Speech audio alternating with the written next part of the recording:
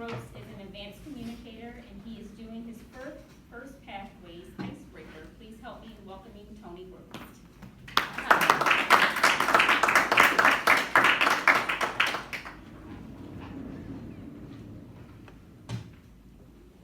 Have you ever noticed an event or a circumstance that changed your destiny in your life?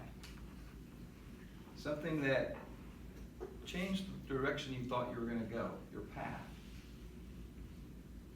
Nobody's nodding? Nobody has? Yes. Okay, so you see it. All right. For me, it happened at a very, very young age. When I started school, I was kind of young for my class, so my mom just skipped kindergarten, went straight to first grade. I almost flunked first grade. Now you think, well, how is that changing my path? I'll explain. You see, the reason I almost flunked first grade is because I was bored. I was sitting there and the teacher was up on the board, chalkboard like this. It was dark color and doing the chalk thing, and I'm sitting there back in the back where Mike's sitting, and I'm doing, and I'm looking around, I'm watching the clock. I can't tell time yet, but I'm watching the clock. I think if it's on the 4, I get to go home. Now, why was I so bored?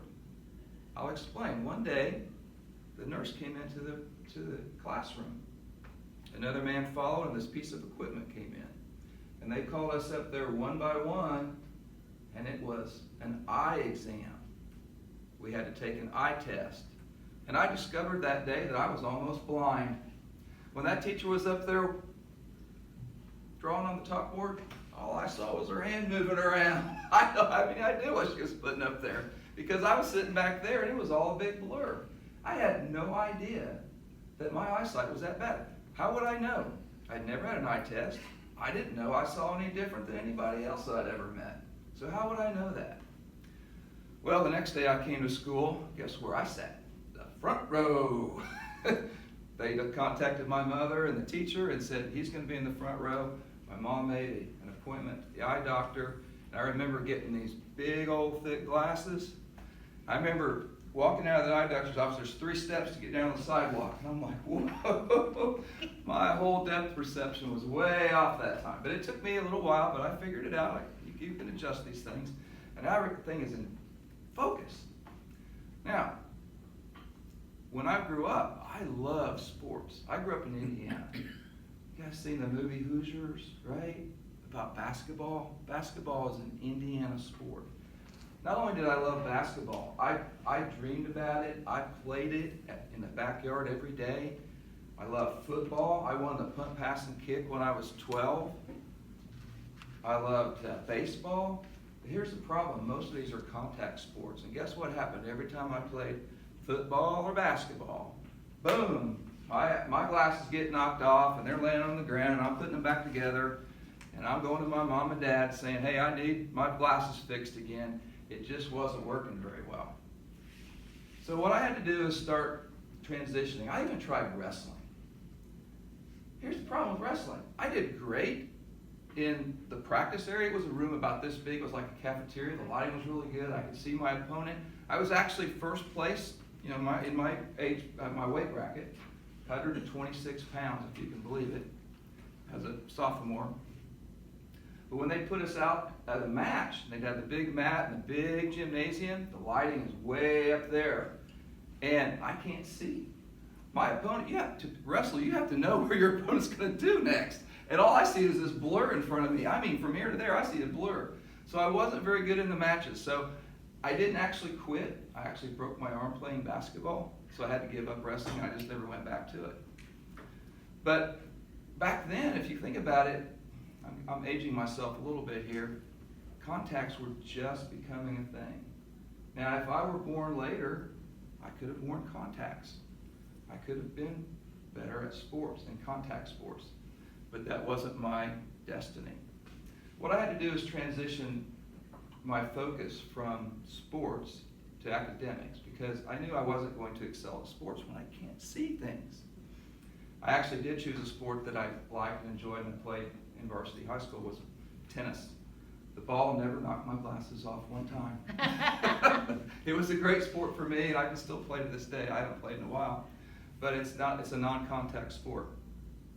But when I say I started focusing on academics, I started choosing classes and things that would get me into a career that had nothing to do with sports. Now, most people would do that anyhow, but for me, I had to make that decision at a pretty young age because I knew that sports wasn't going to be my destiny.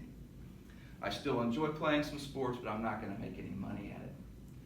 So what I did is I started taking all the hard classes I could take in high school, physics and chemistry and so forth and so on, trigonometry.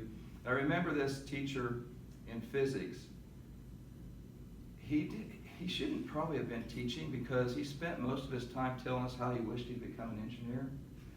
So here's this guy trying to teach us, and all he can do is complain about teaching. I don't think that was his calling. I don't think he met his destiny. But it put something in my mind. The first thing I thought about is I wanted to be a dentist because my mom, or my grandmother, actually worked for a dentist, and so she was kind of encouraging me to be a dentist. As time went on, I thought, well, that would be cool, but I don't really want to work on people's mouths. I started thinking about that's not a very exotic thing to do for your life. I have nothing against dentists. We need them. But he's the guy that shoots needles in you and grinds your teeth with a drill. I mean, it's not your favorite guy, right? And I didn't think that would be fun to do anyhow. Then I thought, well, I'll be an architect. I thought that'd be cool. Well, the problem with architect, I went to a campus visit, and I found out you get your 4-year degree, and you think you're going to start making money. Nope. Nope, you make nothing, a pittance, until you go through your journalistic thing, I forget what they call it. Apprentice? Huh? Apprentice? Apprenticeship, thank you, Jim. Apprenticeship. And that's like 3 years. So you really can't make any real money as an architect. Then I found out my teacher in high school was right.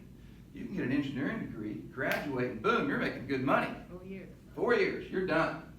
That's why I chose engineering. It was all about the money, and I chose electrical as my dad was constantly fixing TVs. That's what he did for a living.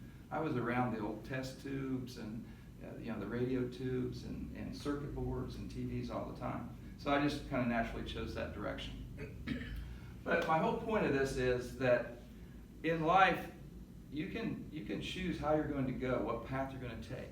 And sometimes things will happen, and you can choose to be upset about it or frustrated, or you can embrace it and choose the path of least resistance. In my case, even though it wasn't necessarily easy, it was easy to focus on academics and get my engineering degree, which I've done, and that has moved me into a career in engineering and then in engineering sales, and that is how I make my living today.